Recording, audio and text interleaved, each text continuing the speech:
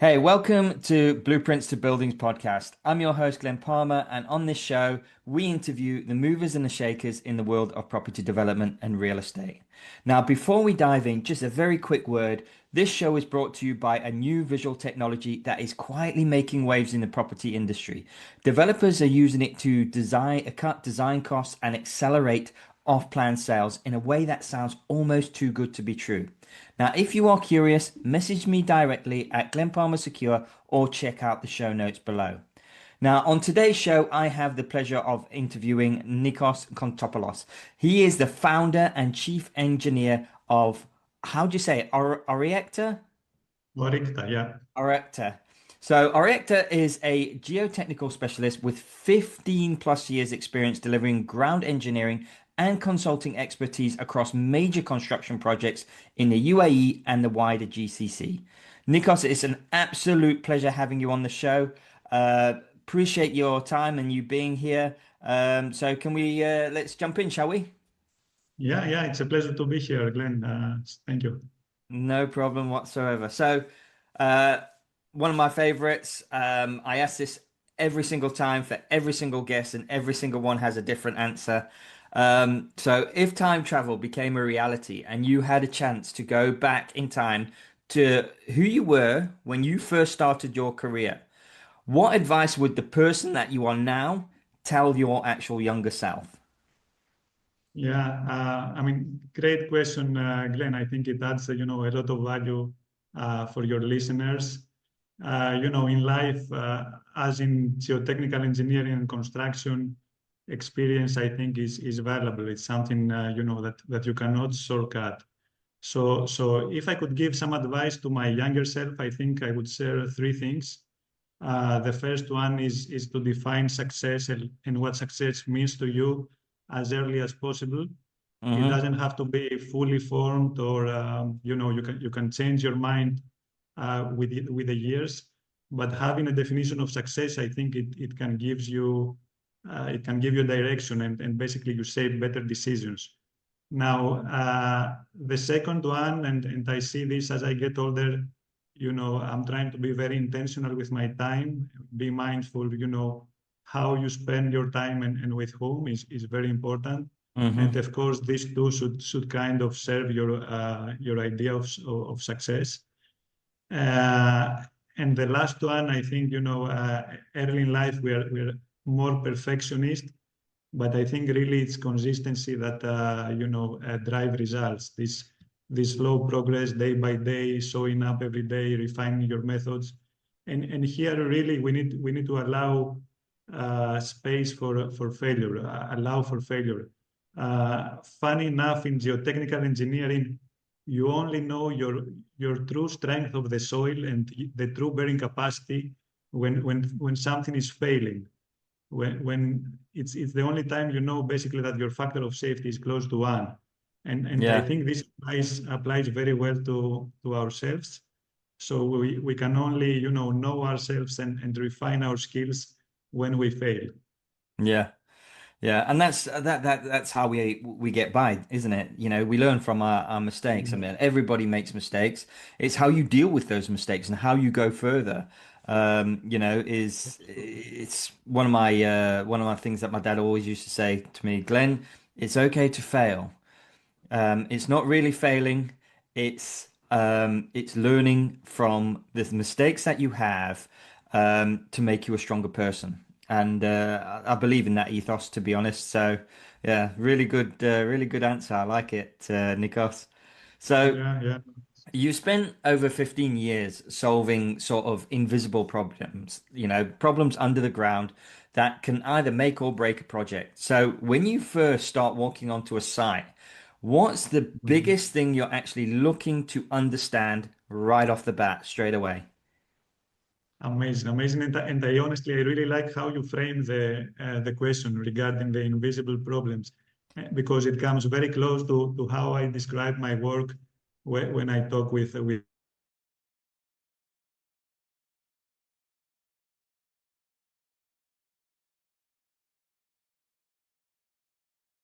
ground. So everything you cannot see. Um, so So when I first walk on site, to be honest, I wear different hats. The first one, and probably the most important one, is the one that has to do with health and safety. Yeah. So I always look, if the activities that are going on site happen in a safe manner. And honestly, no engineering decision matters if at the end of the day everybody doesn't get the chance to go safe back home. So this is Mm. priority number one, let's say. But funny enough, this is the hat I really struggle to take off, even at home, even with the kids. So I will always, remove stuff out of their way, or I will always tell them to be careful. So it's kind of becoming, a way of living. Then you have the QA and the QC hat, especially when you have a lot of subcontractors, when you have a busy site, you need to make sure that everybody understands not only the drawings, but basically understand the intents of your design. And yes, the last hat is the engineering hat, where I look the geology, I look the subsurface, the soil behavior, but what happens most of the times, even before we step foot on site, we have done some kind of a study, a desk study. We have developed some models. We've looked at the borehole logs. So when I'm out there, I'm really looking to see if my data kind of match the reality on the ground. Mm-hmm. And no matter how much experience you have, whenever you're out there, honestly, it's open eye. It's really give you another dimension to be on site, because it's very different, to design a 40-meter seat pile in my computer screen, and it's very different, Yeah. being out there and looking at a huge crane holding a 40-meter seat pile in the air. It really, even the scale of things sometimes shifts your perspective. Yeah. And the last thing I want to mention, and I'm going to quote a close colleague from the region here, that used to say that, soil is forgiving, but water is not. So we always, when I'm out there, I'm always trying to look for the ground water conditions and the water. And what happens, soil is often forgiving, forgives small mistakes, but Mm-hmm. will also give you kind of a warning. But water will not do that. I mean, with water you can have sudden collapse, and it Yeah. won't give you notice. So always you need to be careful with the groundwater conditions. Yeah.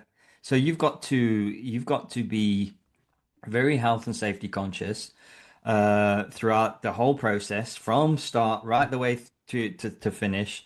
You have to, yeah, you're wearing so many hats. It's quite hard to imagine what you have to do when you first come onto a site and you have to, do a survey of that site. So I take my hat off to you, to be honest, Nikos.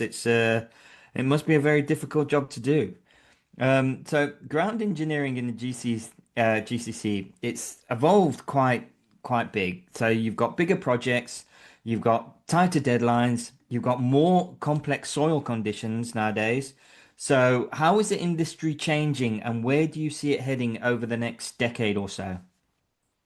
Yeah. Great question, Glenn. And to be honest, this goes back to the essence, why Orycta was founded.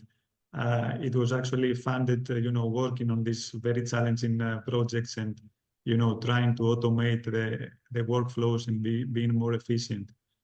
Um, First of all, I think it's important to recognize that ground engineering, geotechnical engineering, it's not a new domain. I mean, we're Mm, still relying uh, into equations and tools that were developed probably a few decades back. I would say, 50 years or more. Uh, and this is not because the industry lacked innovation, but I think because historically we didn't collect high quality data, and often we didn't value so much the data we used to collect. But I see that this is changing now, and it's changing fast. Uh, so we definitely move towards digitization and leaner, smarter engineering. You hmm have parameterization in design. You have AI. You have now AI agents that will definitely assist in the geotechnical design. And I mean, with the scale of the project, especially at the region, you have to automate. You have to parameterize your design. You cannot simply, rely in the traditional methods. Hmm. But with that, I think in the geotechnical engineering, we have to look back on the how we collect our data, and there is where I want to be both realistic and hopeful. I mean, I want to believe that at some point there should be some coordinated action from the industry, from the municipalities, and at state level. So Hmm. we refine the standards we have for our data. We refine the how we are sharing the data, and maybe collectively develop some geotechnical databases that will help us, push forward. Yeah. If the collaboration is not there, I think we will keep reinventing the wheel in every project. Yeah. So collaboration is a big, big thing. Get everybody on the same hymn sheet. Yeah. Getting that database going, and that. So because at the end of the day, everybody benefits from that, doesn't it? For From sure. every single aspect. So from the health and safety side to, the data side. Yeah, I agree with you. The problem is nowadays there is a lot of people out there that don't want to share data and they want to keep everything in house. So it's just giving that sort of, you know, here is it's for everybody's benefit and everybody will benefit from it. But it's getting into that mindset really. So the UAE and the GCC, they come with very unique geotechnical challenges, from really aggressive soils to extreme climate considerations. What's one of the issues that developers consistently underestimate in this region when it comes Mhm. to that? Yeah, I think I need to keep this one practical. Yes, in UAE, we do have our own fair share of geotechnical challenges, but I think the issue that developers consistently underestimate, it's not the soil itself. It's the importance of having a strong geotechnical consultant and a proper site investigation from day one. Yeah, Uh, what happens here at the region, I think the clients, the developers, they blindly go for the cheapest option. And many of these soil investigation companies, they often offer, free interpretation or free foundation recommendations. And to say the least, these recommendations are either oversimplification or simply wrong. And yeah, to yeah, be honest, I think you should think twice if something is free, if it holds any value. Um, and if you think about it, I mean, in the total budget of the project, having the right team and doing a proper soil investigation, it's only a small fraction of your budget. I would say less than I don't know 10%. So, but it actually holds a lot of value in terms of your risk, in terms of your cost, and later mm, on in the schedule. So cutting corners in the soil investigation and in your design, in the geotech design, it's always more expensive later.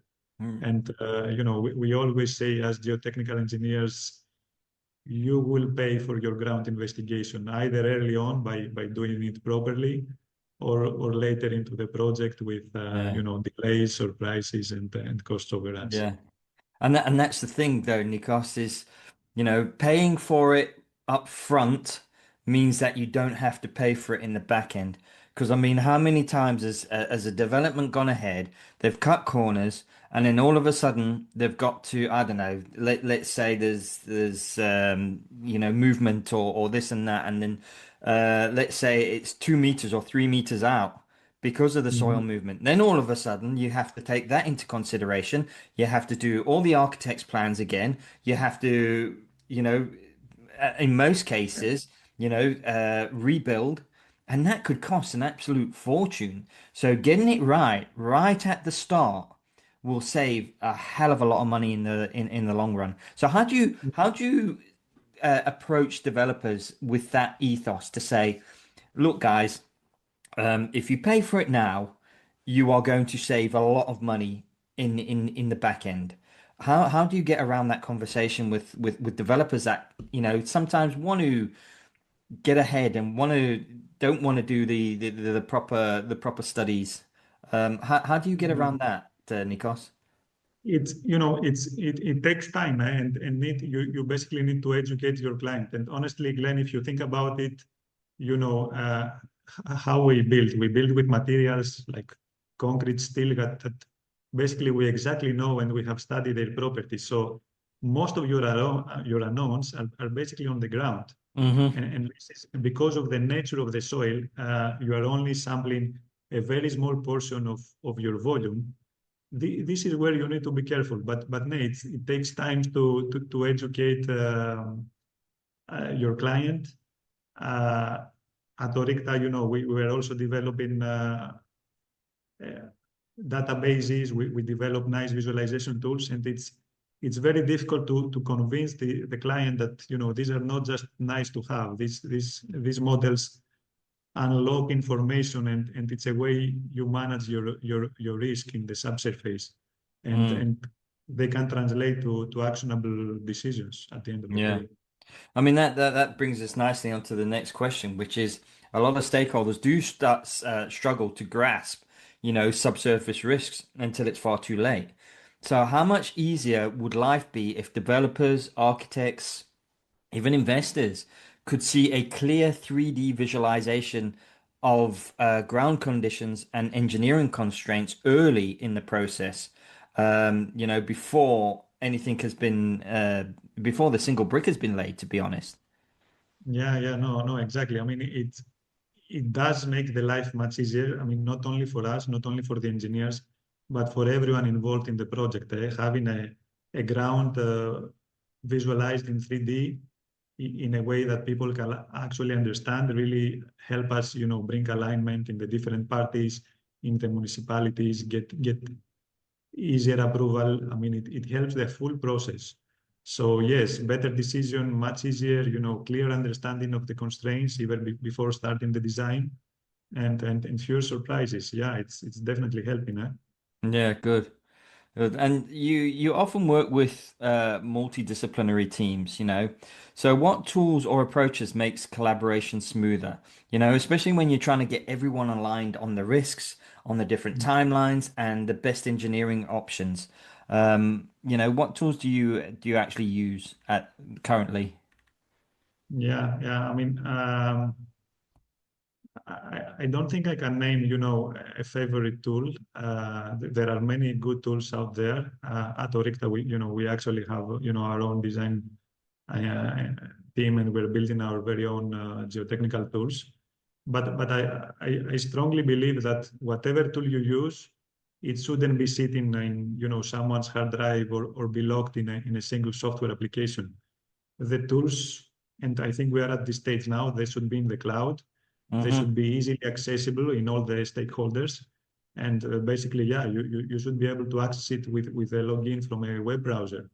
Yeah, Uh, but other than that, especially now that most of the communication, even in the project, happens remotely, I think the real key to successful collaboration is basically is to over communicate. yeah, We need to communicate in every level and keep the communication direct, open access to information, willingness to overshare, and basically cut any unnecessary layer of communication.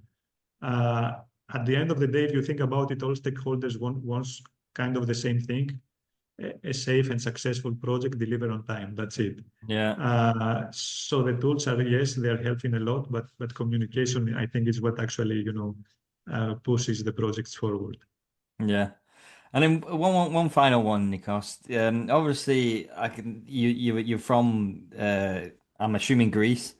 Greece, yeah. You've got your LinkedIn page say you were educated in the United States, and then you moved to Dubai.